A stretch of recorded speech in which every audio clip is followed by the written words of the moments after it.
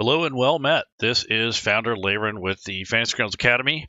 Today I am going to do another map challenge. This will be episode number 5. There are others up on YouTube if you've missed any of those.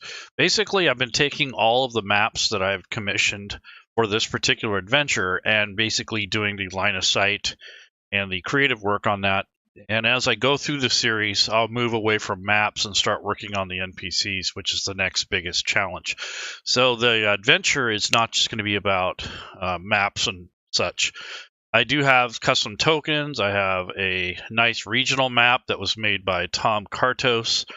The maps that I'm working on now are battle maps to be featured in this adventure. They will be, sprinkled throughout the areas on the main map. These were made by Mopsy Maps, and then the tokens were made by Bernardo Hasselman. So if you're interested in any of that work, that's where that is. I also put some of the links in the description. So today I'm going to work on an ant colony, which is part of the adventure. One of the first places, actually, besides the ranger camp, where the adventures will eventually end up. So there is a large regional map. So I'll pull that up, just kind of give you some context what I'm working on.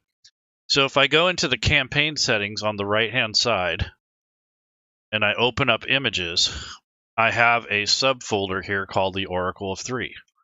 In that subfolder are all the different maps that I will be using in the adventure. So I have them categorized by what they are. So in this case, this is the upriver regional map that I'm going to be referring to initially. So this is the map, the main map for the adventure. There's a little town of Upriver. There's a kind of a man-made lake with a dam that was forged by the dwarves and the humans cooperating together.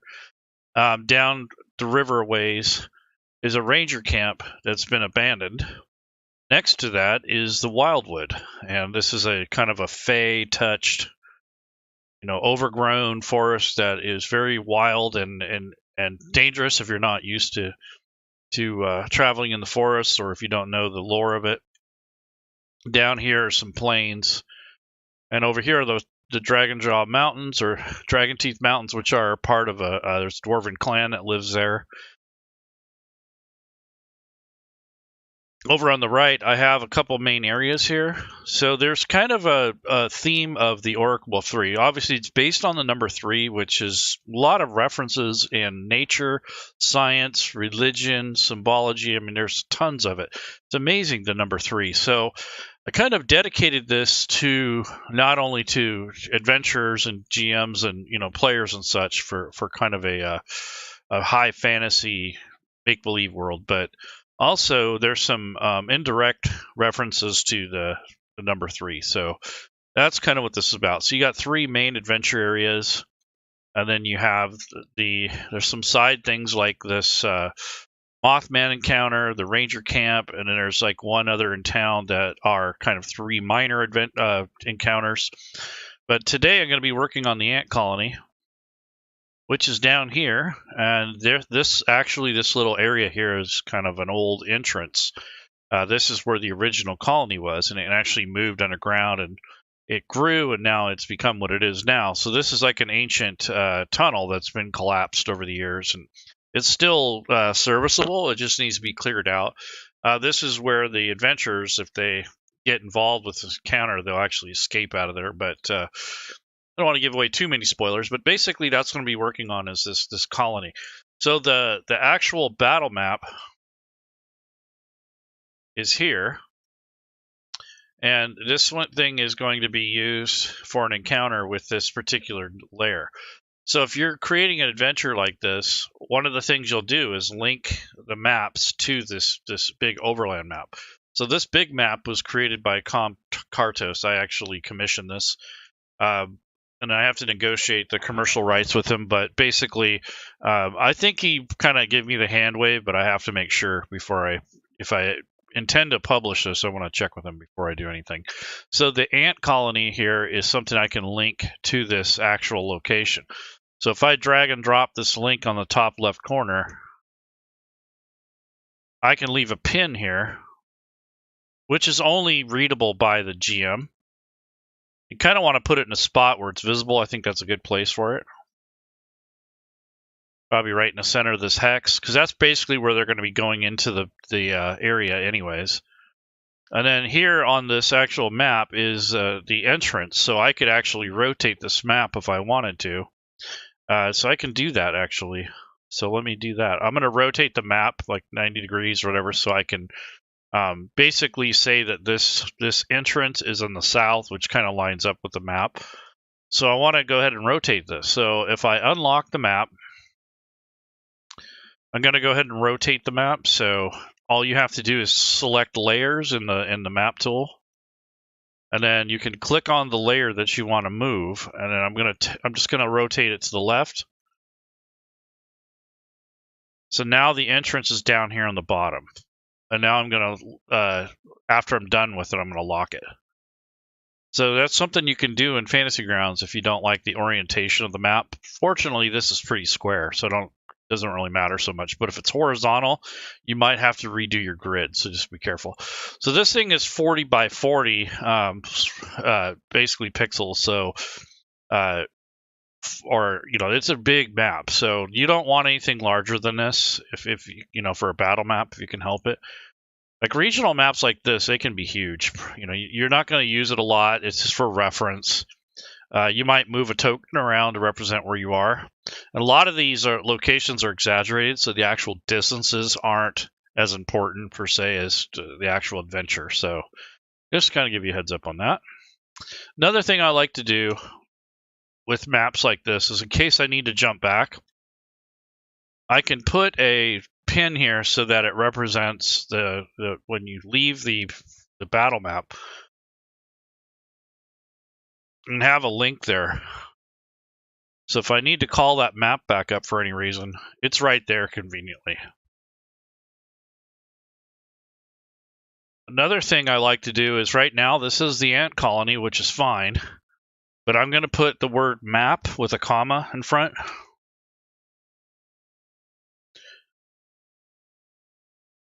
This way you will be able to see what this looks like in the list. And then over here on the right is the unidentified file name, because I don't want to share map the ant colony. I'm just going to say the ant's nest or something like that. That way when players play, when I show this map to them, when I present it to them, it's going to show the ant's nest. It's not going to show this title here. And that way it's more in line with the story and what they might think instead of what it actually is. So it kind of gives you some flexibility as to the title. And that's pretty much something I do with most of my maps. I don't want it to say boss layer or something like that. The other thing is when you go to your list of images and you're looking down this list, if you just have it labeled one thing or like a generic title, it's kind of hard to tell what it is. So I have a list here. It creates a list view when you name these with the kind of a prefix or something in front of it. So now it's under maps instead of just being the ant colony, which would be down here somewhere. Now it's in a group called maps. So this one is now the ant folk colony. So that's what you want when you're trying to organize your encounters. So something like this is going to take a lot of data points. So just kind of giving you heads up, when you're doing this kind of map, you want to try to keep as much of those little dots out of the picture as possible. So when I do the line of sight on here, I'm just going to kind of come in casually around these edges. You don't need to have every little single dot or area, especially on these spots where this overlaps here. This is kind of indicative of being underground. When you crawl through here, doesn't necessarily mean that this is how narrow it is. This is just the upper part kind of coming over the top. So I need to leave room for these little tight areas. So I don't even want to get too close to the wall if I can help it. That will make it harder for you to use the map when you're actually using it. So you want to be really casual on the amount of clicks and such. And the other thing is on the very periphery, I will put a border there, and then I'll work on this inner part as we go through this.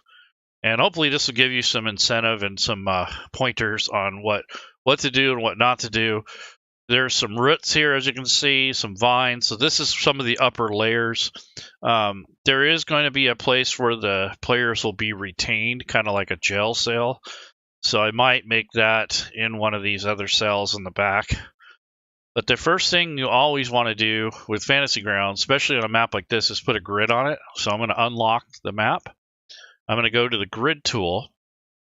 And then I'm going to, first, I know that this map itself is probably, these tunnels are at least 10 feet wide. So I'm going to go with 100 instead of 50 and see what we look like. Yeah, that's a little big. So this would only be 5 feet wide. So that's really, really tight. So I'll go with, let's go with 60, that looks like. So 60 is closer. Yeah, that's a lot better.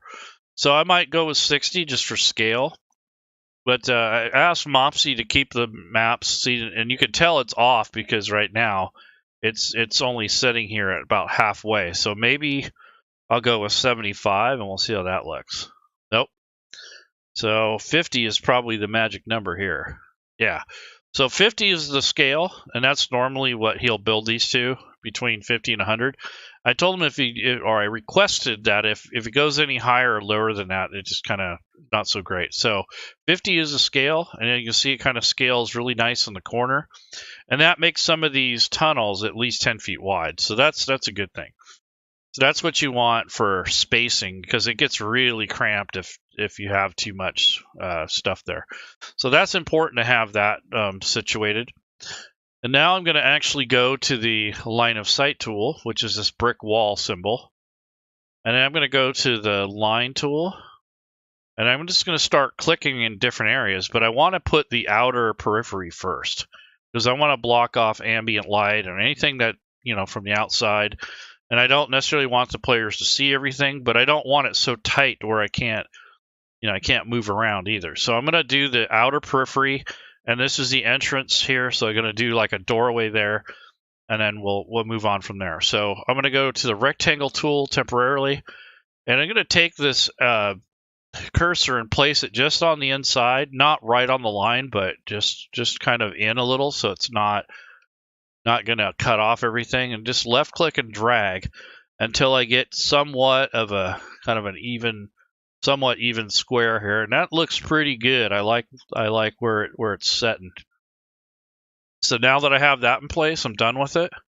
If you want to adjust it, you can always go back to the selection tool and move these points around, but I kind of like where it is. If I am able to zoom in, that's pretty good. That's almost center here, and that's what I wanted, is to show some of this texture out here, but not so much cut off. Because if I put it right on the edge, then you're not going to see anything. So I kind of wanted that a little piece of that sticking out. So that's cool.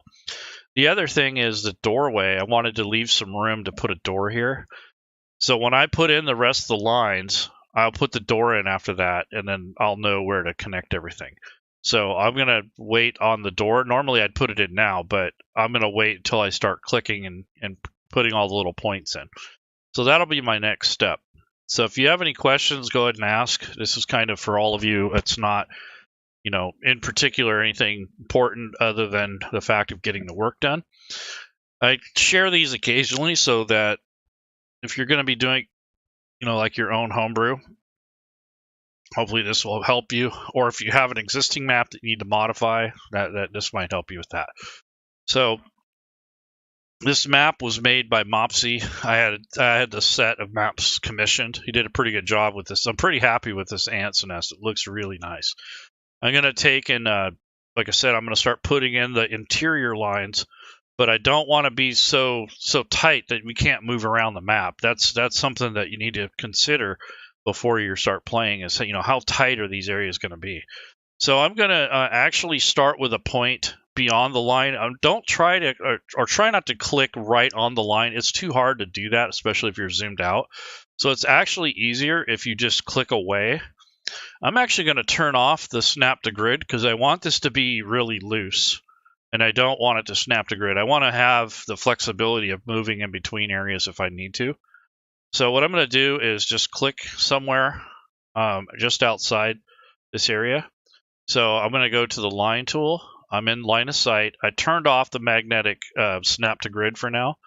I'm just going to click somewhere beyond where I want to start and just start casually clicking around until I get to these points. And I'm not worried that I'm going beyond the border that I created. I want to try to create as least amount of points as possible, especially in a map like this. This is where the data points start to add up, and when you have too many, it actually messes with the memory. So you might have way too many points. So I want to try to avoid that if I can. So I'm just going to come through here and just start putting in these lines. And like I said, I'm not too worried about how accurate they are, especially in a tunnel. I mean, you want the players to see some of these features anyway. So if you cover up everything and go right to the line, it's not going to be a very attractive looking map. They just look like blobs, basically.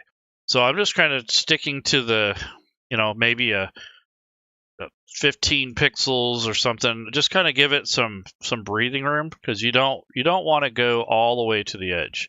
That's the main takeaway here, is that if you go too far into the edge of the wall, it kind of takes away some of that beauty of the artwork that was put into it. So the players won't even get to see all this cool detail if you go too far in or too far on the edge.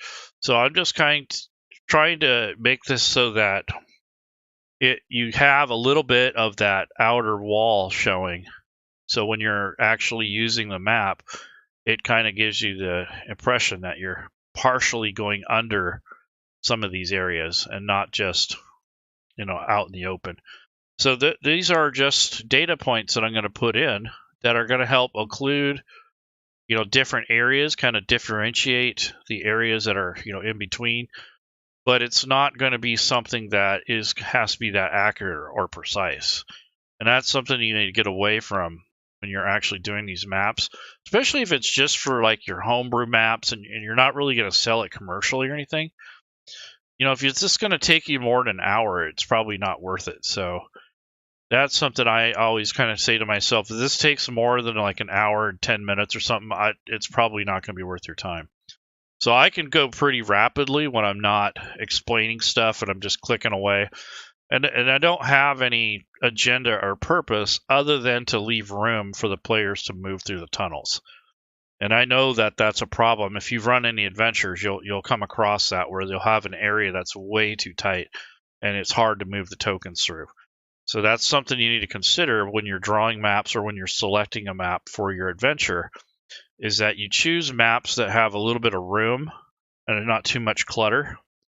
And then when you're putting in your line of sight, you don't really need to have 50,000 points, and you don't need to have super accurate, because it's just not necessary, really. So when I get done with this, I might simplify some of these locations that have too many points, and there's a way to do that. I'll show you at the end, where you can actually go back and click on certain regions that might have way too many points, and there's a tool built in that allows you to simplify the amount of dots that you have, because those have to be recalculated. So when I get done with this, there's probably going to be like 50,000 dots on here. So I want to try to eliminate as many of those as possible without ruining the contour of the map that I'm tracing around. Because if you can see, I'm not really trying to be right at the edge, although in some places it's inevitable, but I am trying to stay, within somewhat, but not too much. So like right here, that data point's a little close, so I might adjust that one later, but if I remember, or if I can find it later. But I'm not going to worry about it too much. I'm just going to come through here and put in some rough points. This way it's not too heavy on your memory load for your video memory. And when you go to share this with your friends when you're playing, you don't run into the problem of it lagging or giving people too many problems when you share it, because that's technically one of the main reasons why the performance hit happens on these maps, is there's just way too much going on. So that alone should should tell you that you need to kind of back off on some of these. And this is just a preliminary pass here. If I don't like something, I can go back and drag the points, and that way they'll just be accessible before I say, okay, I'm happy with it. I'll go through and I'll occasionally zoom out so you can see all the work I've already done. So you have to zoom in a little, but if you zoom in too close, then you kind of lose place where you're at. So that's another thing with the tool, is that you kind of have to get used to your zoom level and what you're comfortable with, where you want to, how accurate you have to be and that sort of thing. So I'm getting to the point where I've got a lot of data points. So in a cavern like this, so it's kind of inevitable. It's hard to stay away from that. So you're doing a dungeon map that has a lot more straight walls. You don't have this consideration. You don't have as many problems unless it's a huge dungeon crawl. In which case, I don't even recommend doing that, because it gets ridiculous. If you ever played Dungeon of the Mad Mage, those maps are not made for virtual tabletop at all. They are not virtual tabletop friendly. They're just like a huge battle map that's kind of ridiculous in regards to virtual tabletop. So you can see I'm going over that line. I don't even care, as long as I have my points and I'm just kind of coming through here. Once I get done, I can remove those points. I don't need to keep them there. It's just a kind of a placeholder. See, if I stop what I'm doing and I switch to the selection tool and delete the points now, you're just going to be going back and forth. So you want to try to get all this line work done first, and then go back and make your adjustments and delete points and move stuff around. That's a lot simpler than keep changing the tool that you're working with in the map tools. So that's one tip that I show in the map tools class, is that you don't want to try to not jump back and forth too many times between tools. If you only have one object, no big deal. But if you have a large map like this, or a big project where you have a bunch of maps, if you want to be efficient, just get used to staying in one tool as much as possible. That'll help you in the long run. So like an area like this, I might have to kind of zoom in a little so I can make sure I don't click outside of the map zone. And then I'm just gonna come around this edge. See, like right there, I got a little close. So that's not too bad though. So these are just things that you'll learn as you practice using these tools. And that's another reason I do this. I share this with you guys so you can see the types of motions that I go through, and pick up on some tips, and basically learn what not to do. And also this helps with realizing that we all struggle with things that we don't practice with. So if you're not very familiar with the map tools, you'll see that I'll struggle with these. And I got better. Like if you go back to some of my earlier maps, they were horrible. I had too many data points. I was switching back and forth, zooming in and out every 5 seconds. Actually, I had someone comment says, "Would you quit zooming in and out? That's annoying." So the reason I do that though is because I have to see where I'm at. And now that I kind of have more familiarity and more understanding of how the tools is designed to work, it's much easier than it was before. So I don't feel as stressed out now about doing map tools. Like before, I'd get really ornery and stressed out about it. And I think some people do that still. There's no really need for it unless you're making this map, commercially for, a big company like Wizards of the Coast or something like that, maybe. But when it comes to homebrew, who cares? Nobody can judge you on this. I mean, if they want to do it themselves, they can step up and do it. That's how I feel about it. If you don't like my map, then too bad. This is something that it's a labor of love. This is not, no one's telling me I have to do this. I'm doing this for myself, my maps, but I'm also doing this to show you guys how utility and useful the tool can be when you're not stressed out, you're relaxed, you're not on a time schedule, or you don't have a deadline. It's actually not that bad. It just takes practice and a little patience, and then an understanding of where things are in the tools, and you're not jumping back and forth, because that's when you start making mistakes when you start skipping around on different tools, and you just kind of get mad and frustrated, and then it just seems like it takes forever once that starts happening. And believe me, I've been pretty pissed off a couple times at this tool, but it's actually a lot better. Like the optimization's a little better. It doesn't freeze as much like before. It would freeze like just constantly. I don't know what that was, but they've certainly done a better job at cleaning up the code and how much it does. Because I think they realized over time that most people don't have a really super high-end computer.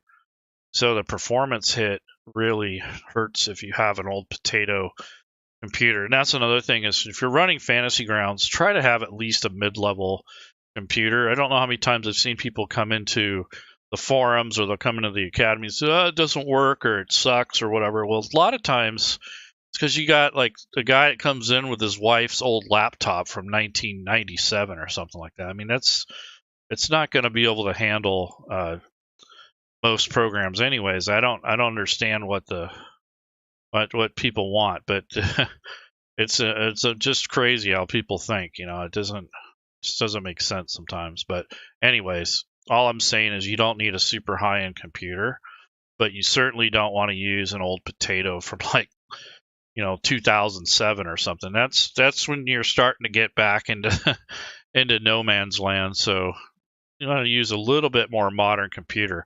One thing about laptops is they don't have the screen real estate. I'm not saying don't use a laptop, but generally that tells me you're using wireless, which already is against my code of ethics for Fantasy Grounds. My personal preference is that you would use a desktop and that you don't use wireless, especially if you're running games. That's the worst. And it makes the experience really bad if you're the host. Especially if you have, you might have good internet, but that doesn't necessarily mean you have good upload speed. So that's something that most people have trouble with initially until they can get their mind wrapped around the idea that they can't use an older computer. A lot of people say, well, can I use my Apple Watch device to play Fantasy Grounds? No. Cannot use your Fitbit to play Fantasy Grounds. They say, oh, I want to use my Samsung 10-inch tablet. It's like, come on, man. It's a visual interface, and you have to touch elements of it and select elements. It's much easier with the mouse. I know that some Mac products, they don't have a middle mouse, and there's some functionality in Fantasy Grounds that can use a middle mouse. So there's all kinds of little things that can really bother individuals when they first start. They don't realize requirements. I mean, Fantasy Grounds or Smiteworks are not going to tell you don't use a laptop, but I'm telling you that if you're going to run a game, try not to use a laptop if you can help it.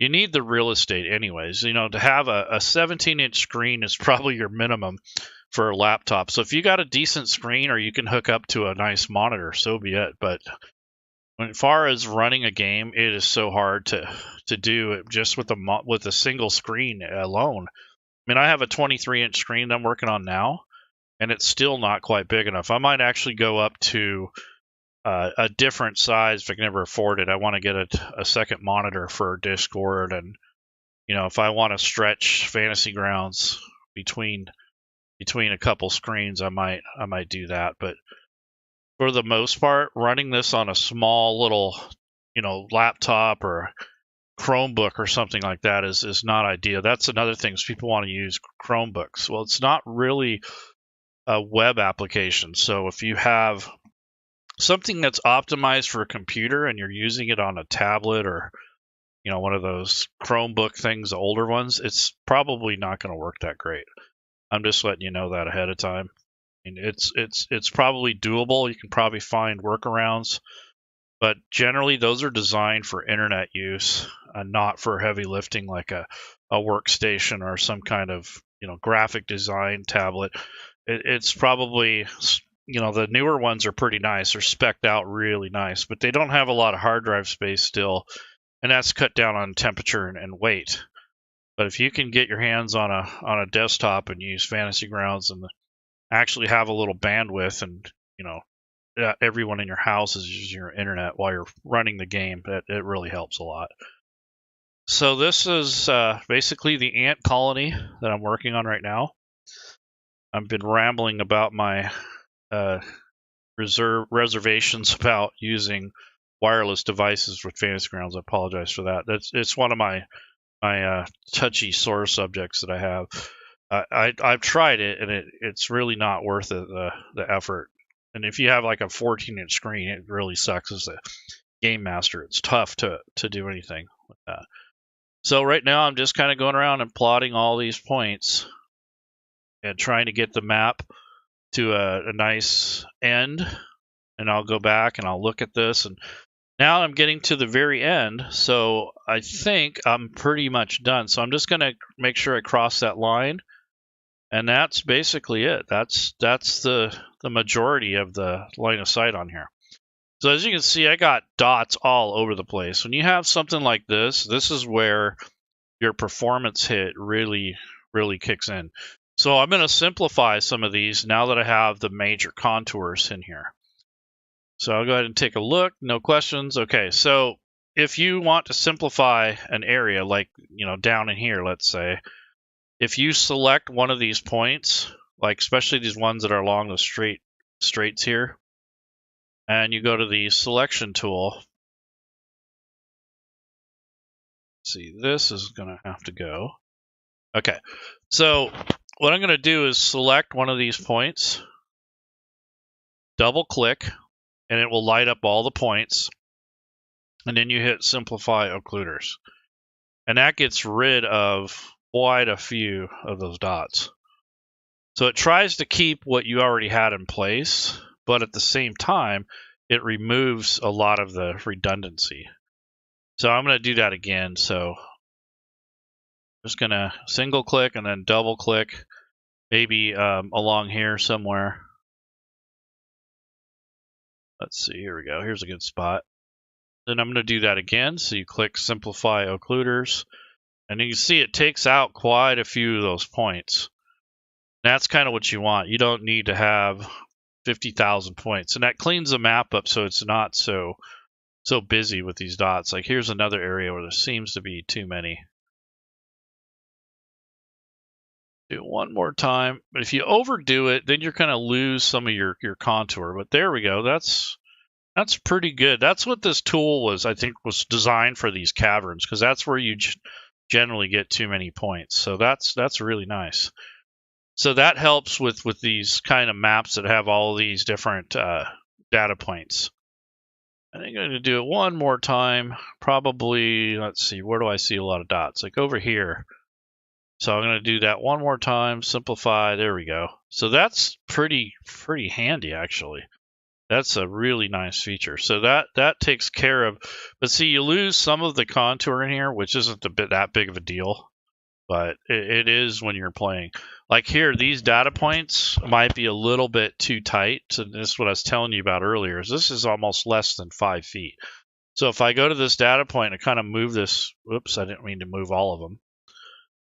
I have all the points selected. So let me click away. Okay, now the single point, I can kind of move this back a little bit. There we go. So that's just a kind of a little tip. Like this thing here, I'm going to move that back. So you can go through and kind of move some points around if you think they're too ridiculous, or like this is one of the ones I thought was a little close. So you can move these back a little and make this map a little bit more breathable. Like this is pretty close, so don't need that to be there. So that's what I'm looking for, is, to see the points that are unnecessary, or that might be a little bit too close to the edge. So these are just little fixes and things that you can do along the way. So that's why I didn't want to switch back and forth with the tools. It just gets ridiculous. So like this thing here, if I want to get rid of that point, if I hit delete, it's gonna actually gets rid of that whole line. So you can come back here and connect those if you want. I'll hit Control Z. So see, there's no vertice here, so there's no way to get rid of that. So that's what you want to see, though, if you want those lines removed. is you want to see a point here. So that's something that I'm not going to worry about. This isn't going to kill anything, so I'll just leave it that way. No big deal. So yeah, so these are just areas that I kind of backing off if I think they're too crazy or too close. I think that's problematic too. Because you're making these areas too tight. Like right here, I might back these little points off a little bit. So when the players come through here, it's not hard to move the token. That's what I'm more worried about that than the accuracy of it. So anywhere where it's tight, I would look at that and back those points off. So like this here, same thing. And back these off a little. Those look pretty good, pretty good. So that's what I'm looking at, is just kind of checking the areas where there's some very tight spaces and kind of backing off the closeness of the points, so you're not constantly running into problems getting through certain areas. Like right here, this could be a little bit relaxed, so move that out of the way so it's not too tight. There we go. Yep. So these are just little adjustments, nothing no big deal. But I want this to be playable, so that's why I'm doing this, so that I can kind of relax and get these points off of the very edge. That's not required. And there might be some times where I want to bring it up a little too. So it isn't just about preserving the space. It's also about balance and that sort of thing. So there we go. So that's not bad. So I like that simplify thing. That really helps a lot. That cuts out all the going back and deleting and redoing stuff. So that helps a lot. And it's this, like here, this line is all the way outside of the zone here. So I want to move that back a little. Same thing with this line, a little bit too much. Right here, a little bit too much. So you'll see that when you zoom in, you'll say, oh shit, this area here is way too tight. So that's all I'm doing, is just kind of going through and looking at where these things land. Like this is a little bit tight in here, so back these off a little bit. That's all I'm doing. Just kind of, I'm in the selection tool and just kind of moving points around. That way it's not too crazy and ridiculous. So there we go. So now that I have an idea of where this line is going to end up, I'm going to go ahead and connect these two lines together. So this will be the doorway. So I'm going to go to the line tool. I'm in the brick wall. I'm going to join these two lines together.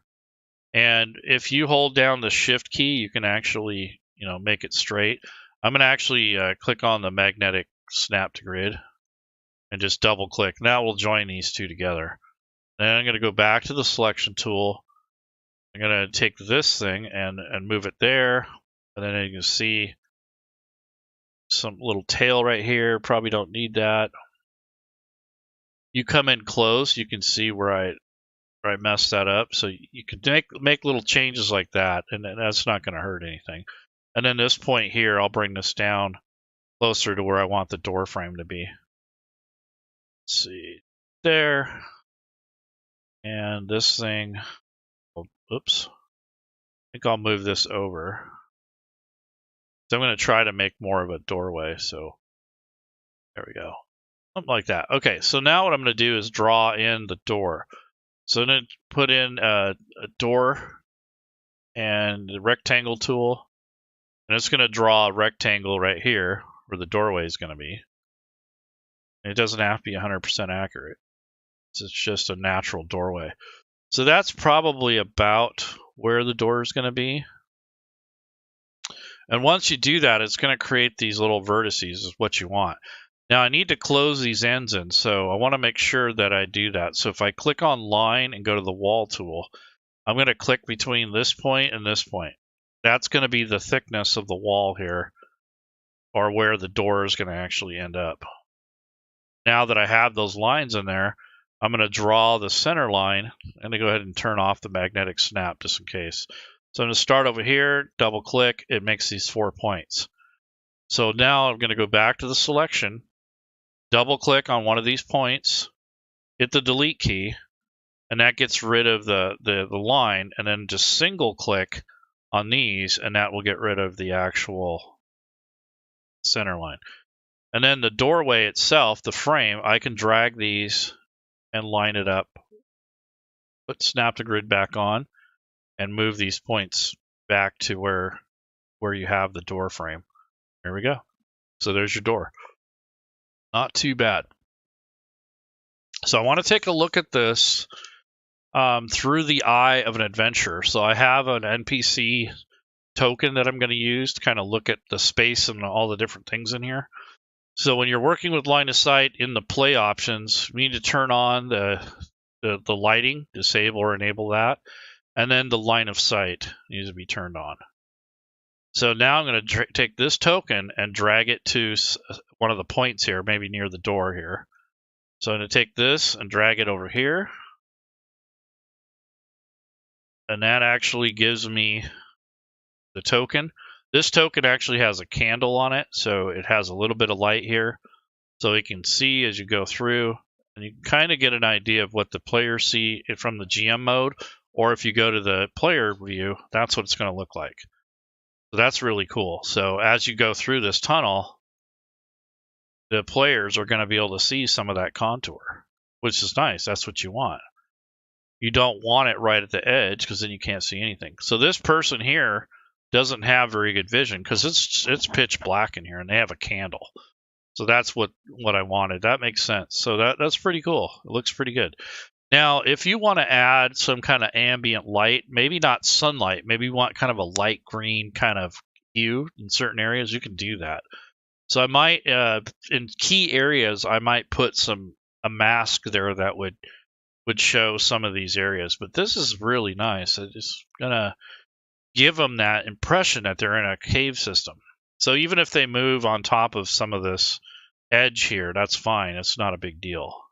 They can't go through the walls. So, and as they explore, they'll get this muscle memory of where they've been, which is kind of like a fog of war. So it's, even though it's dim and hard to see, they'll still know where they've been. So that's really nice. Very cool. I like it.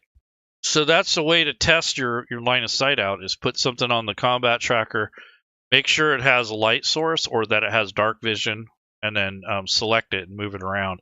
If you have to go through a wall, hit the shift key, and then you can move it where you want. Otherwise, you're going to have to trace around the entire map.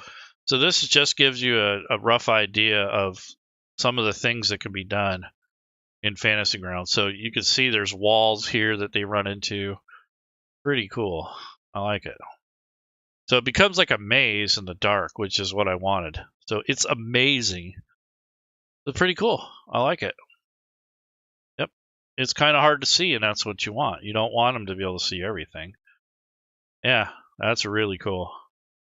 So that gives it the effect that you want. Now, if you wanted to have like a brooding chamber, in this case, like I might put their jail cell and kind of give it a little bit of light. So there's a point in the adventure where they get locked up for a little bit, and then they eventually get freed. So what I'm going to do is go and unlock the map. I'm going to turn off the line of sight and the player view and figure out where exactly I'd want this to be. So I think the queen is going to be up here in this corner. So I might put a little bit of a hue of like a haze. So I'm going to go ahead and click on the line of sight tool. Just kind of get an idea where that's going to be. So here's the zone.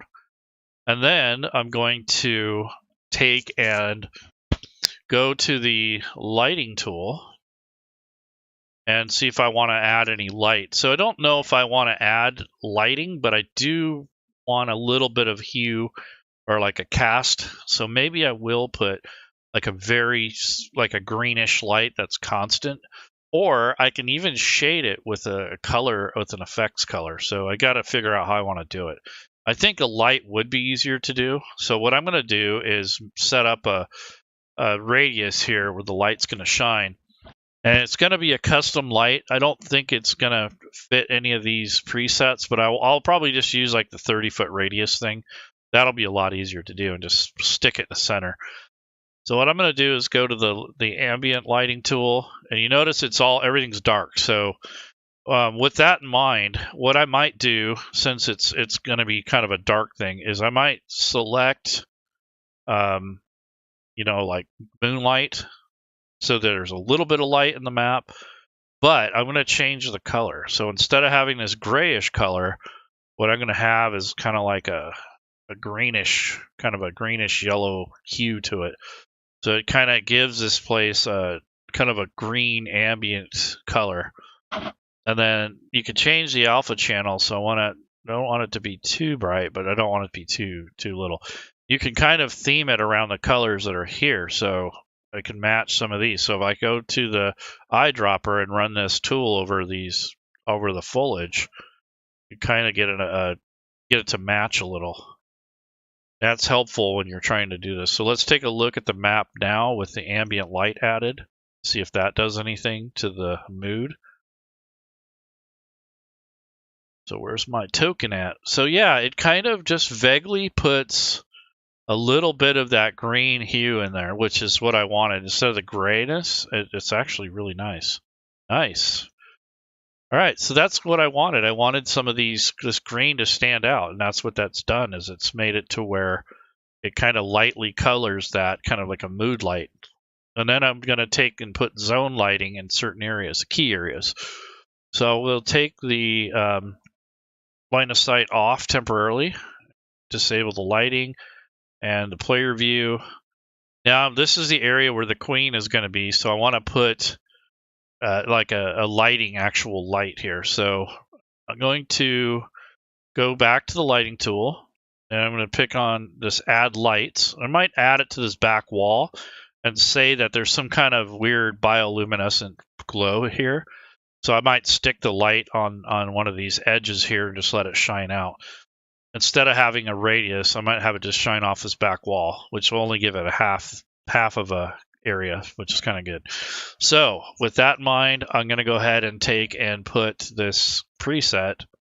I'm going to set it to lamp, and I don't want to necessarily have it connected to the main map. So I've locked the map. If you select that image, it's going to put it on this layer, which probably isn't a bad thing, but actually, yeah, I'm going to put them all on the map layer because you can make them separately, so you can turn them on or off separately. So this case, I don't need that. It's not like I'm in a house where I have to shut off certain rooms, so I'll just put them all on the same layer. So I'll just go ahead and select the map layer, but if you wanted it on a separate layer, you can certainly click away or unselect this and make another layer. So I guess I'll do that to show you how to do it. So it doesn't really matter.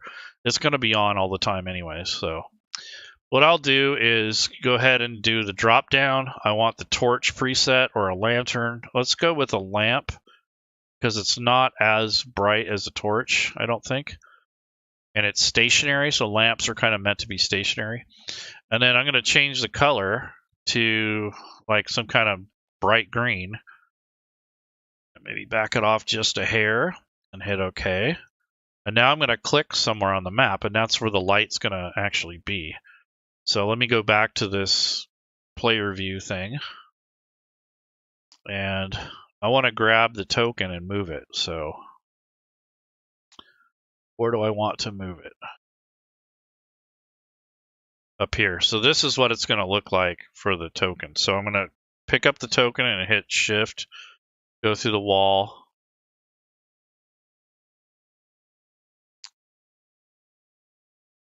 Yeah, that's really cool. So this is the effect.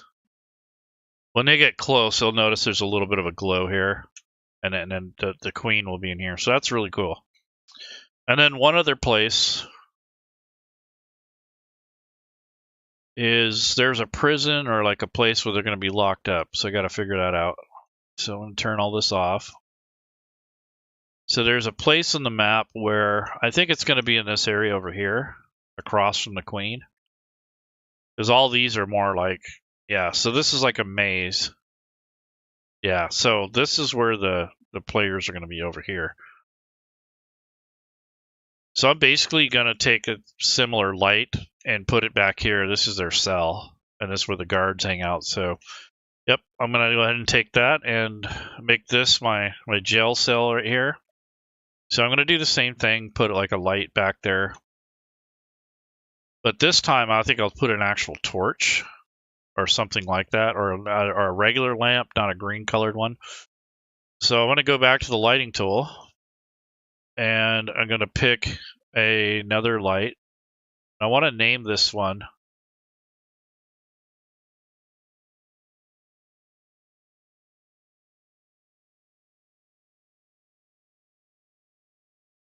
So this is the Queen's Lair.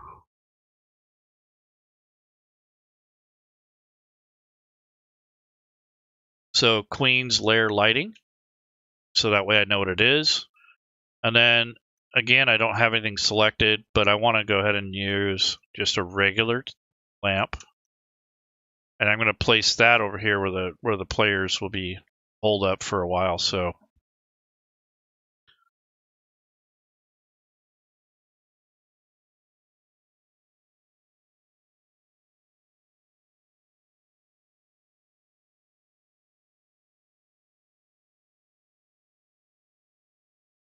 there's the light.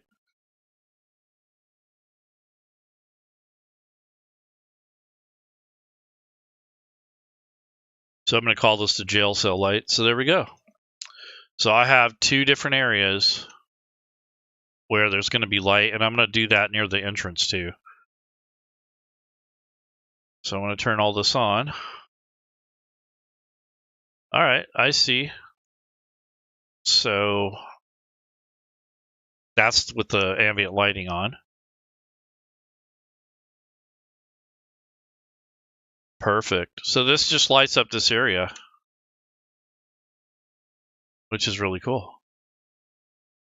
So the players are going to get locked up at some point. I'm going to do this again in the entrance as well, because that will be from the ambient light coming from outside. So what I'll do is turn this off again and just define the lighting in here somewhere. So I will, again, go to the lighting tool and add lights.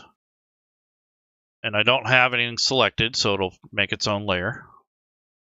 And I'm just going to add a light in here. So drop down.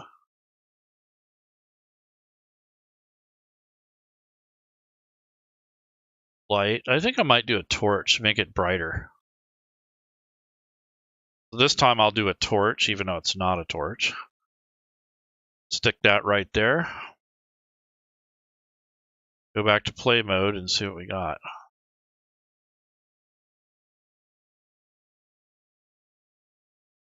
I'm going to bring the token back down here.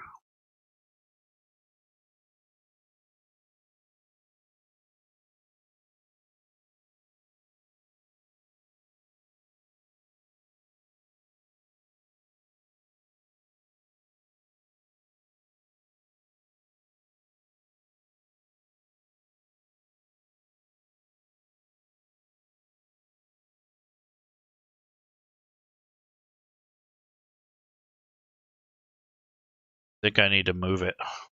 It's blocked. So go back to the lighting. See, it's kind of stuck here in this corner. So I want to go to the selection tool, and I want to make sure that I have that light selected. That way I'm not drawing another one. I'll just put that baby right there. So when they come in, that's what it looks like.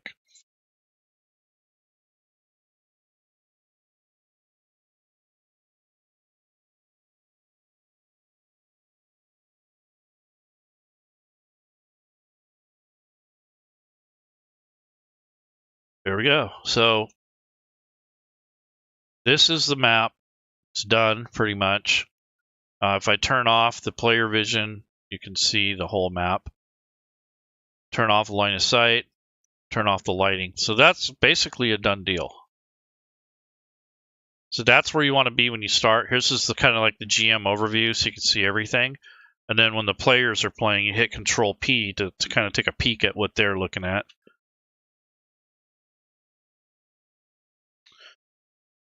And then for the sake of the stream, I'm going to go ahead and make this map larger.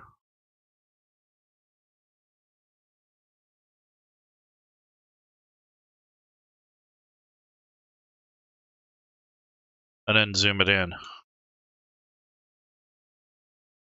And then you can actually do even larger. You can go to full screen and just have the combat tracker here. So that's pretty cool. I like it. So that way you can see everything. You're not looking at anything but the map. And this is just a PC token. I have that in the combat tracker, and I have a little candle on just in case, so they, because some of these areas are going to be dark. That's going to be cool once that gets going, because I'm going to have like a couple, maybe a dozen ants in here, and then I'll have the queen, and then her daughter Antila. So this will be good. Right on. I love it. So that's going to be fun. So I'm going to get out of this expanded mode, close the map, and I think I'm done. That's basically the majority of that work. So that's almost all the maps. I think I still have to do the beehive. Let me take a look at that. So next time I do this, there's the beehive thing here, and there's an alternative. Yeah, so here's the beehive alternative. Yeah, so this will be my next map. Which this one will be a little brighter, won't be as dark, and we'll use a lot of yellow, orange, red. What we have here are these manufacturing areas, and then the honey runs down in rivers down into the center, and it's a big hole that drops down, and underneath this layer is another area where they collect the honey. So this is up in the upper parts where the queen and some of the colony is. I might use hexes on here just to kind of be thematic. So if I go to the grid, I might change this to an actual hex. Yeah, so there's the hex grid. And then, of course, I would change the scale.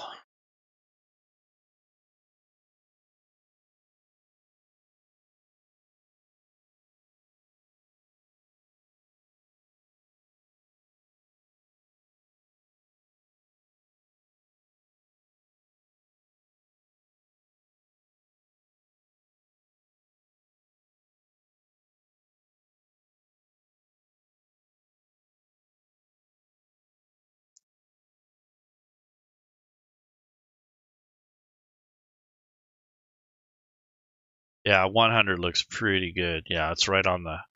Yeah, so 100 scale looks really good. And then you can see it's kind of washed out. So what I would probably do is take the tint color picker, turn this to yellow, or use this eyedropper and capture the yellow off of that. And maybe turn it down just a hair so it's not so obnoxious. There we go. So that would be like the hexes to use for this. So that's really cool. That turned out really nice.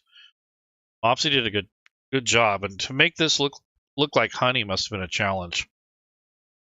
He's got the reflection, but he also has color change in there, so it looks like there's deeper parts, and the players have to jump or fly across these areas, otherwise they get stuck in it.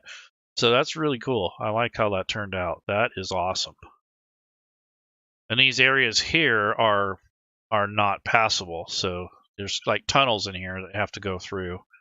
And some of these are you can fly, so they're tall. So that's really cool. I can't wait to work on this. So this is we want to go to view and zoom to fit. So there we go. So once we get done with this one, what I'll do is I'll just put some lines around these areas, and these are paper thin, and they're just something that you can actually crash through. So I might leave these areas open to be traveled, but kind of make this like a wall, like actually make the thickness here, and make it so where like when they travel through here, they can actually get off the beaten path. I don't know yet. Or I might make those, so they can't go through at all. But it looks to me like they should be able to travel through, but we'll see. I don't know if I need that much space, so I might just leave these as voids in the map and just make these areas traversable. We'll see. Because these can be little brooding chambers where the larvae are and stuff, so that might be a thing. But there again, I set the tint so it kind of matches the theme. And if you don't want it to blend in so well, you can use a different color. You can use black or however you want to do it. I kind of like that yellow theme. It kind of gives it the feel. And for tokens, I have some pretty nice ones. There's an example on here of all the different tokens. So this is the ant Antila and the actual ant folk. There's Baldwin the Bold, who's her protector, bodyguard, and then here's the Queen Mother. Then over here is Waspina and her minions. And then there's, of course, the Spidera. She's part of the story. So those are the three main factions. You have the spider folk, the ant folk, and you have the bee folk. So those are the three main parts of the story, and they're all kind of fighting each other. The one they mutually don't like is the spider one, but mainly it's these three. And then there's three subcategories. There's three sub things. You got the human colony. You have the Mothman, and then you have the ranger camp. There's some other areas that kind of are a little less minor, but they push the story along. So you have factions in here, and those are the main three. That's kind of part of why this is called the Oracle of Three. So there's all those really nice tokens. If I go to my assets area in the library, this is kind of bonus stuff. This doesn't have much to do with the maps, although you might want to compare them with the map so you can see what the contrast will look like. So in this case, in the campaign folder under tokens, if I click that, I have all the tokens here, and these are different iterations. There's my compass, rose compass, that I'm using for the party, and then here are the different wasp people. So like this is one of the hybrid, or the actual form, and then this is their the hybrid form, and then here's Spidera, and then when she's in her humanoid form, that's her with just regular humanoid look, but then she also has another look with more arms.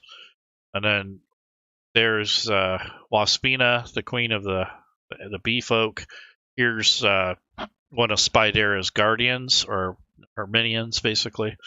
So that's pretty cool. So the Spidera lives in that hollow log that goes across the river, and then the actual Spider Queen or whatever, she inherited that log after it fell over. So if I go to the campaign images and pull up the regional map, you'll be able to see what I'm saying. So over here, this is where Spidera's lair is, and then over here is where the ant folk are.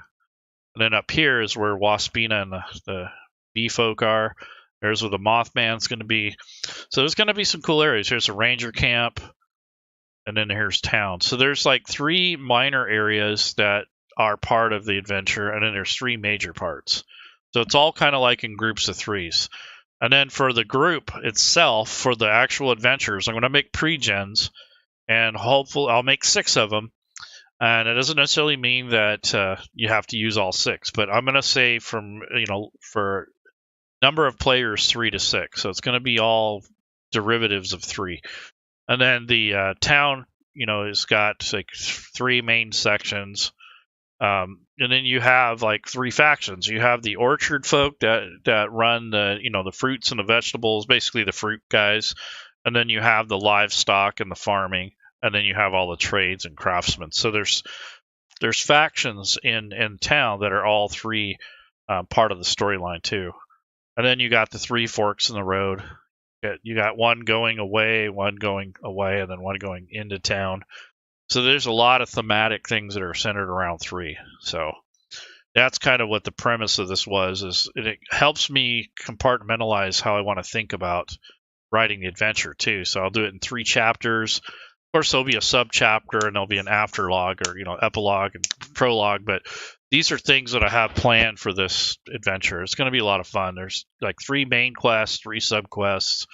There's an intro and outro, and then all the legal stuff. So there's 3 more things. So it's kind of very synchronistic for me. So that's all I have for you today. I kind of gave you some sneak previews of what to expect. Like I said, if you're going to do maps, and like for this, I linked the actual ant colony here. So if I click here, that brings up the map that I was working on. And I've done some of the other maps, and I haven't linked them here only because I wanted to show that during a stream. But I'll go ahead and do one more. So like the spider's lair, I have two versions. One where you crawl on the outside of the log, and then one when you're crawling on the inside. So there's two maps for that. One's on top of the log and one's inside. So if I go to the images area, and I want to go to the fallen tree, so there's top side and internal. So the top side map is basically this thing here, which is, I can orient this, change the orientation so it matches the location. But I kind of like this lengthwise, just so it's easier to look at. But nonetheless, this is a map to the internal part. So these will link together. So you have the top, and then you have the internal. And then I'll take both of these maps and link those to the actual main map. So for instance, this fallen tree, this internal one, I'll link it to probably like the center of this. Or maybe this is the entrance basically. And then for the internal map, well, that is the internal map. Let's see. For the external map, I'll probably set that up on the center here.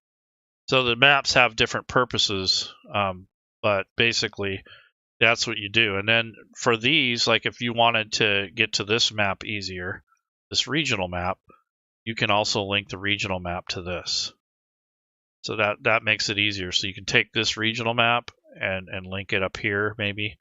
So when you get to the map, you can easily get to the main map without having to dig through the menu. So again, I do the same thing. So there we go. So there's your map. So that's kind of what I'm going to do at the very end, is link all the locations together. But I wanted to show that to you so you can kind of see what's going on. The reason this is dark because it has all the ambient lighting here. So if I go to lighting and I change this lighting, right now it's at night. So I can change this to sunlight. It won't be as dark. But the reason I did that, because I think this is the internal map, if I remember right. Yeah. So if I go to play mode, is this the internal one? No, this is the top side, I think. Yeah, this is the top side map. Yeah, this is top side. So this one should be more daylight, but the other map should be a little bit darker. So what has this got on it for lighting? Let's go to there. Yeah, see, this one's the opposite. It shouldn't be that. It should be night. There we go. So these are things, the little details that you'd want to do towards the end, is make sure that the maps, when they're shared, they're going to have the correct time of day, and then they'll have things going on for it. So this is just a kind of a sneak preview of what's in the module. So anyways, that's enough for today. I think I've rambled enough. Hopefully that helps you guys a little bit if you're out there in the online trying to figure out Fantasy Grounds. I do these occasionally. I don't do them consistently, but I will revisit this because I want to get the maps done. And then I'm going to start getting into the NPCs, which is going to be very time consuming. So I might have to do like 1 or 2 NPCs per show, but I don't think that would help the audience. So I might just do all the regular stuff and then do just the NPCs, the bosses basically, which is all the work. We'll see. So anyways, have a good week.